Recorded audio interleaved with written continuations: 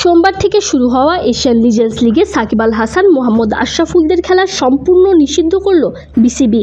ভারতে অনুষ্ঠিত এই টুর্নামেন্ট বিসিসিআই অনুমোদিত না হয় এই আসরে অংশ নিতে যাওয়া বাংলাদেশি ক্রিকেটারদের এনওসি দেয়নি দেশের ক্রিকেট বোর্ড, বরং কড়া বার্তা দিয়ে সকলকে সতর্ক করা হয়েছে।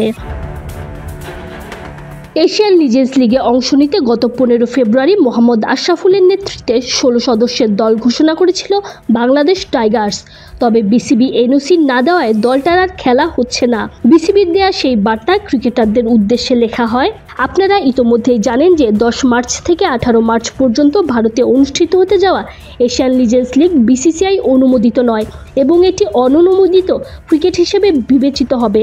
তাছাড়া বাংলাদেশ ক্রিকেট বোর্ড এই ইভেন্টের জন্য কোনো অনাপত্তিপত্র জারি করেনি, যার অর্থ আপনার অংশগ্রহণের অনুমতি নেই। বিসিবির আপত্তি সত্ত্বেও যদি বাংলাদেশের কেউ এই টুর্নামেন্টে অংশ নিতে চায়, তাদের জন্য শাস্তির কথা উল্লেখ করে ক্রিকেট বোর্ড আরও জানায়, আমরা এই ইভেন্টে আপনার অংশগ্রহণ থেকে বিরত থাকার জন্য বিনীতভাবে অনুরোধ করছি। মেনে নিতে ব্যর্থ হলে বিসিবির কাছে আপনার বিরুদ্ধে গুরুতর ব্যবস্থা নেওয়া ছাড়া আর কোনো বিকল্প থাকবে না। আপনার সহযোগিতা এবং বোঝাপড়ার জন্য ধন্যবাদ। লিজেন্ডস লিগে সোমবারই বাংলাদেশ সময় সন্ধ্যা 7:30টায় ইন্ডিয়ান্স রয়্যালসের বিপক্ষে মাঠে নামার কথা ছিল বাংলাদেশ টাইগার্সের। যদিও স্কোয়াডে শুরুতে তামিম ইকবালের নাম থাকলেও পরবর্তীতে তিনি জানিয়েছিলেন এখানে খেলবেন না।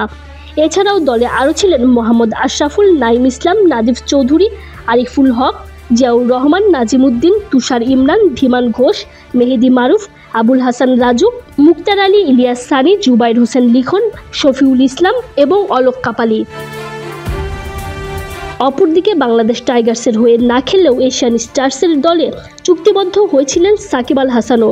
তবে বিসিবির আপত্তিতে তারও এই টুর্নামেন্টে খেলা হচ্ছে না। Tanzim Oishi, BD Cric time.